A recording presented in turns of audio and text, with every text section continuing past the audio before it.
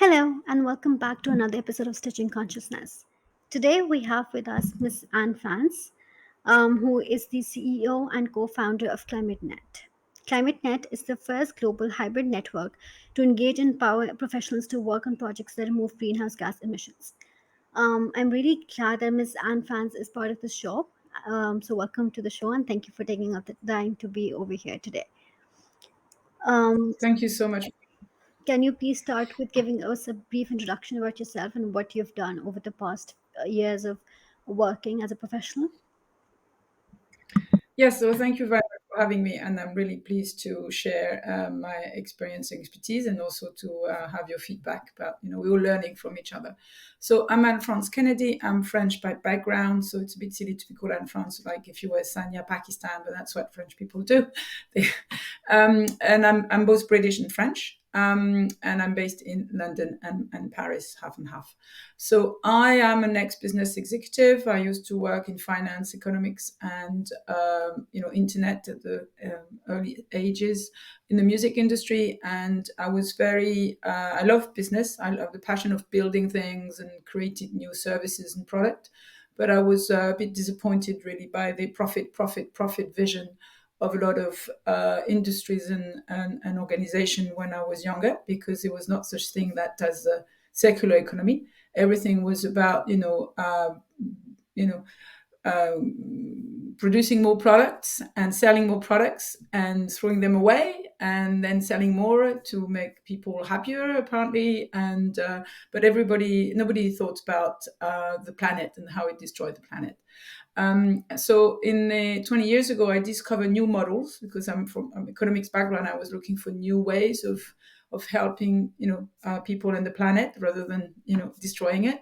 And I discovered the two things that was really important to me: the circular economy model, which I think is an amazing solution to most of the problems we're facing, and also what is called social enterprise model, which is a new way of doing business, which is about selling product or services that solve a problem, a social problem or environmental problem, while actually also making money, but also having a mission to make a difference, not just about profit.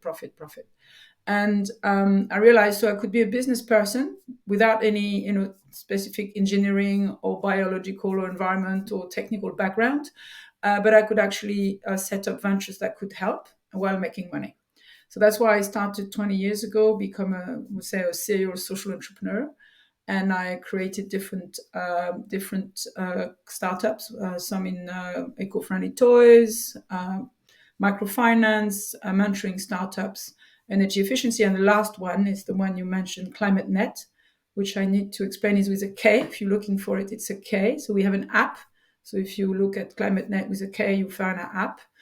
And I created that 2 years ago with an amazing co-founder from India, Bangalore, called Sandeep Krishnappa. He's British as well. And we met because I was passionate about global warming.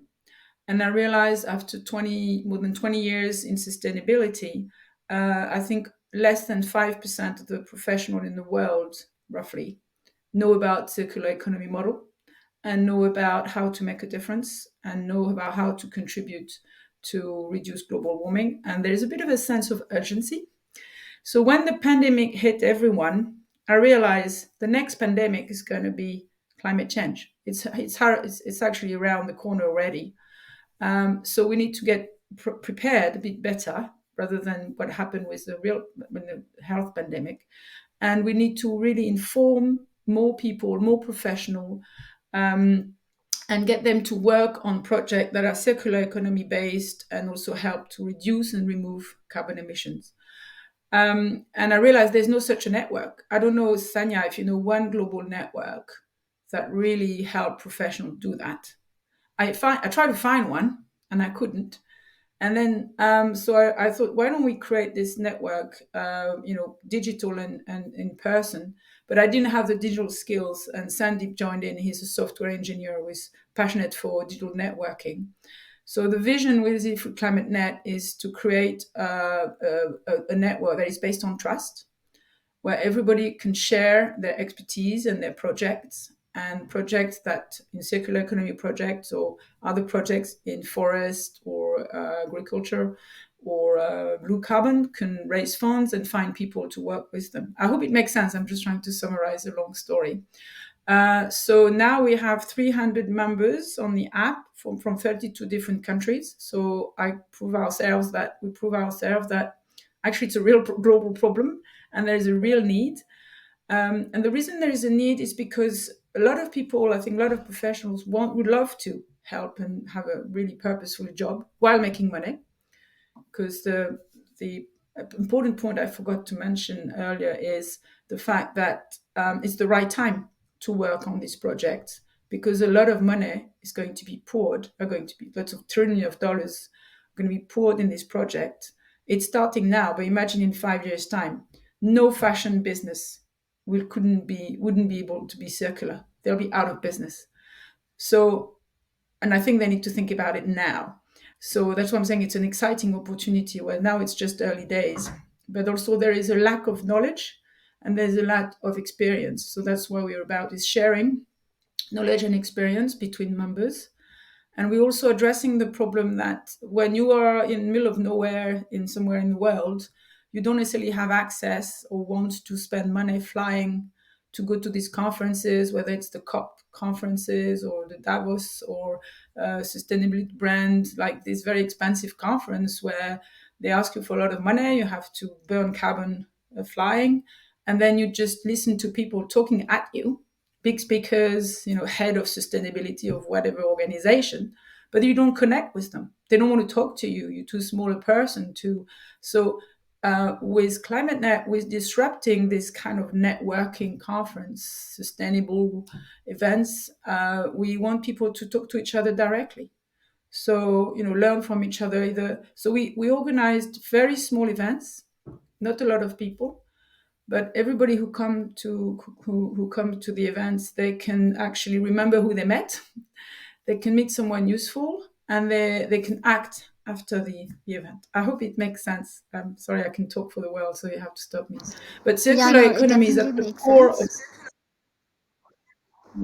because the thing is, if in theory, in practice, if every company, every organization could really revise or transform, so rather than a transition, it's a transformation of their business into a circular model, that really would solve the whole problem. People could still access to very nice services and products rather than saying, oh, we have to stop everything. And while they're doing it, they're actually contributing to regenerate either the nature or trying to avoid destroying nature. So yeah, I hope it's all right with you so far. Yeah, no, that definitely makes sense. A lot of things that you said are quite important, especially with about the fact that any business model which is not circular in the future is probably going to go out of business because they need to keep up with the times. And also, you mentioned the significance of collaboration and networking, and I think Climate Net does just that, connecting different people together and for their collaboration, for the cooperation. But talking in particular about circular economy, as I am also part of ClimateNet and I have been I have participated as a community facilitator for the circular economy.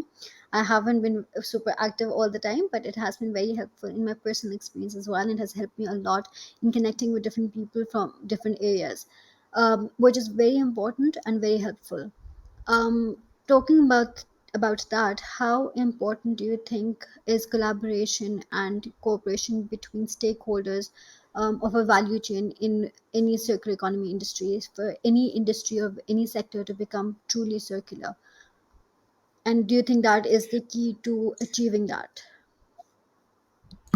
Thank you for your question, and thank you for the time you spent supporting us. We ClimateNet really is successful thanks to volunteers like you who spend time and dedication.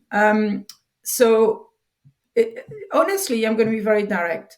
There's a bit of a controversy now in the circular economy model, because quite a few people and academics think that it's in theory a good model, but in practice it can't be implemented because it's too much of a transition, too much of a turmoil. So now some people talk more about regenerative economy more than circular economy.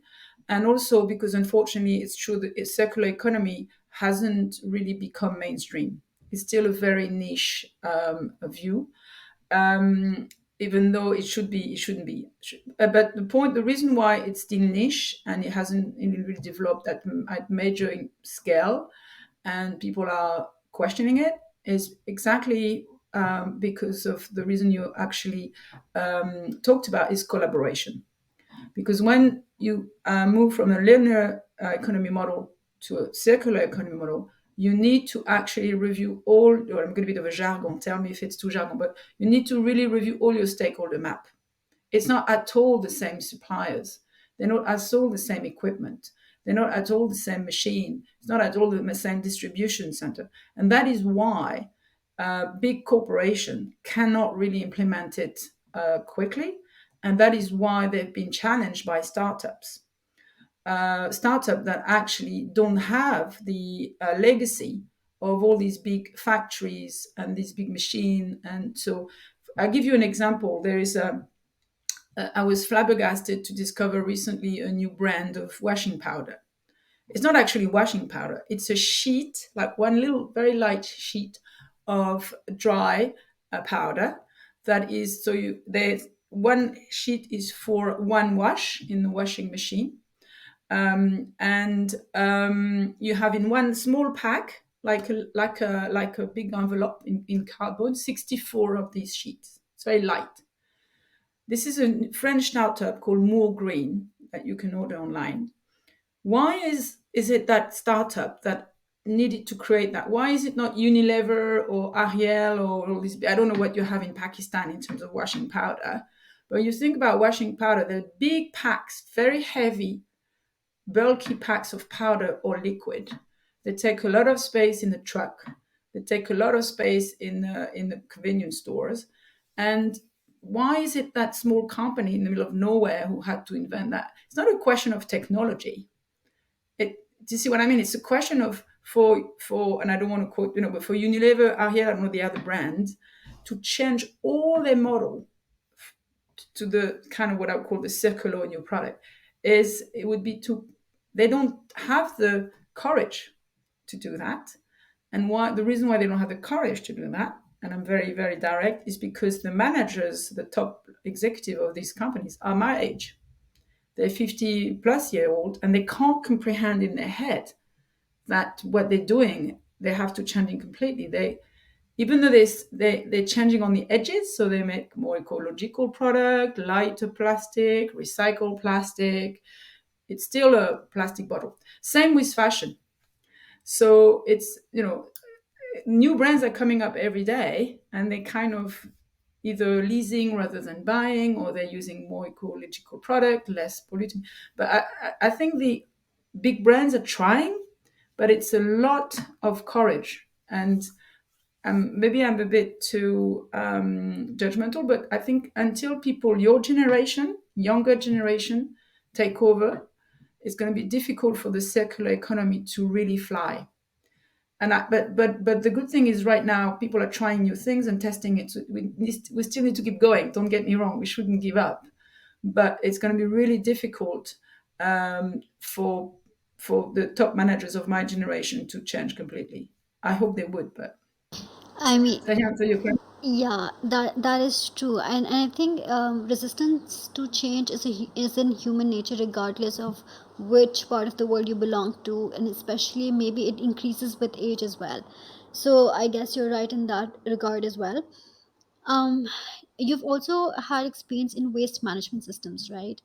And waste collection, whether it's in any industry whatsoever, is a crucial part or a crucial key in achieving a circular economy. So, what do you think are the biggest challenges when it comes to waste collection and waste management systems? Thank you very much. Yes, I worked for a few short time, but on the plastic credit. So it's linked to collecting plastic and transform it into biogas or electricity. So it's a big one. And again, I'd like to make some clarification here. I'm not sure yet.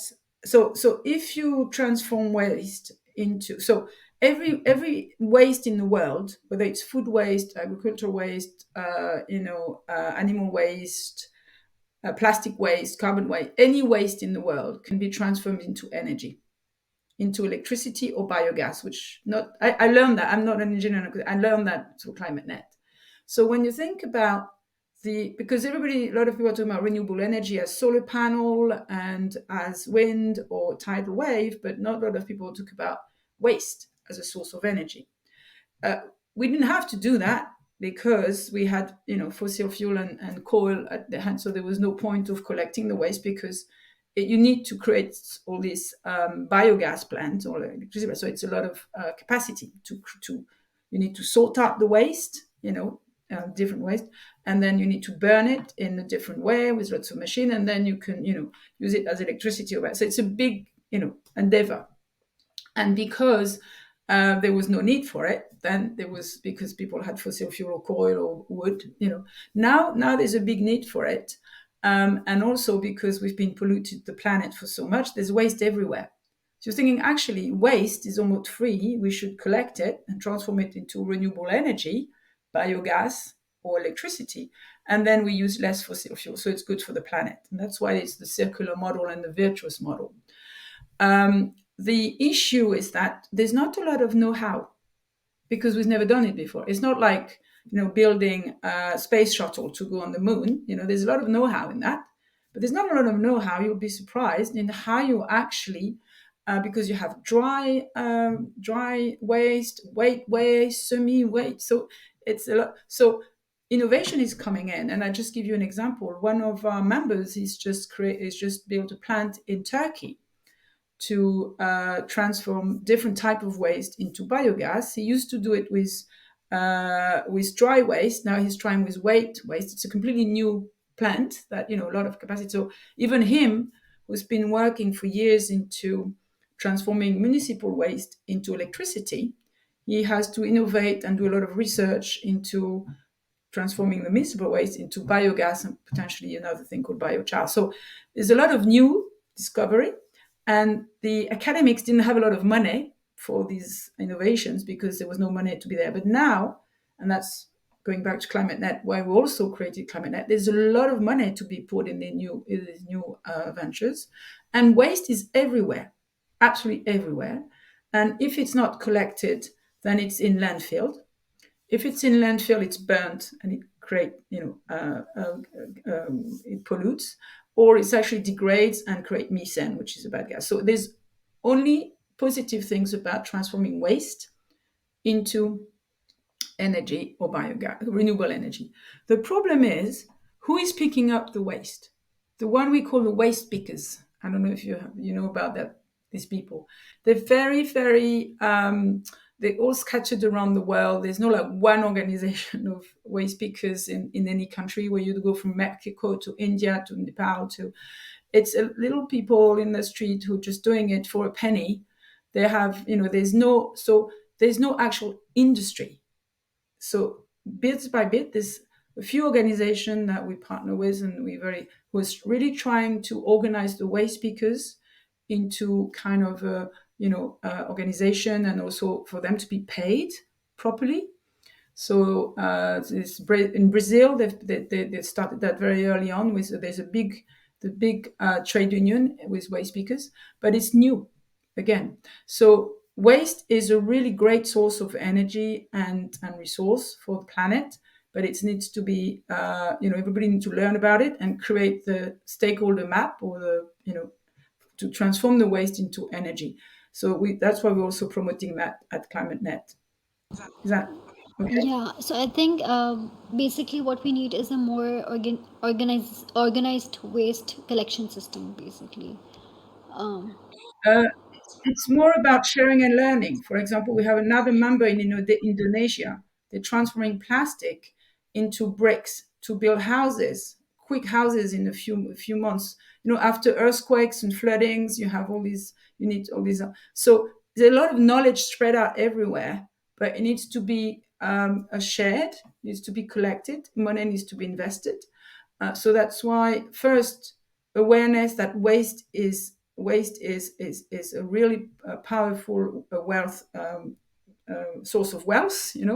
It can really help with energy, but it needs to be shared about actually also how you sort the waste, the different type of waste and everything. So it's a big learning curve, but it's the good thing is there's waste everywhere, and every region or every organization should really take their future in their hands. You can't wait for me, I think, for government to do anything.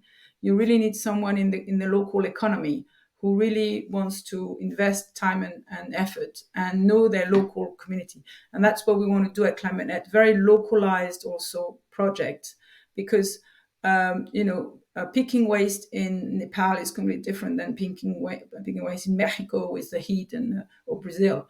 So you need to share best practice at a global level, but then every organization should really, I think, uh, adapt it to their local needs. But waste is power, and waste is green power, and waste is wealth, green wealth. So that's what I want to share with everyone.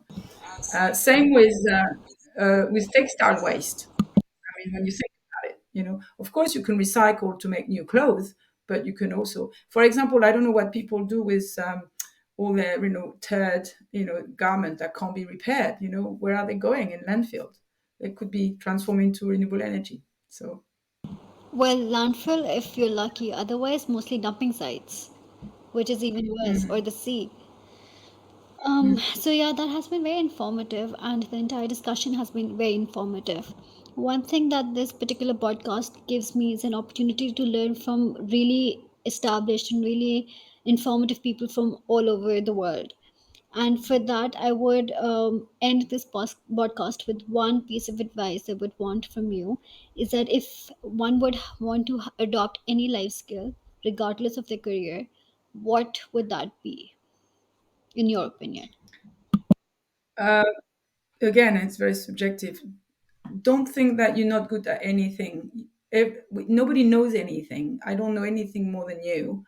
But if you're really passionate about what you want to do, believe in yourself, learn. I mean, everybody has to work hard, but I hate when people say, "Oh, I can't work on that project because I have no experience in it."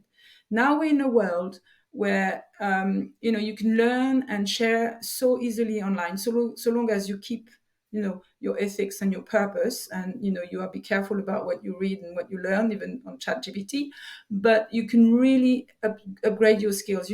As I say, I'm setting up a business in climate change. I know nothing about the nature before. I'm not a naturalist. I'm not a consultant I'm not an engineering person, but I learn every day. And if you ask the question, I always ask a question.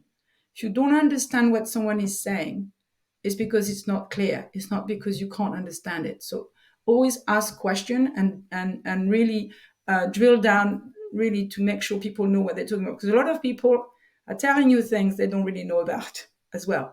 So there's no silly questions, and knowledge can be learned on the go. You don't need to have a PhD in biology to work in climate change, or master's degrees in circular economy to start a project there. Common sense, believe in yourself. That's what I would recommend. That's a very good advice, and it's something that I would actually personally adopt as well. Thank you so much, Miss Anne Fans, for taking out the time today to be part of this podcast. I've been wanting to do this for a long time, but I believe that you're a busy person, and a lot of schedules haven't aligned because from myself as well. But yeah, I hope the listeners have learned a lot about ClimateNet, and they will be joining the platform as well.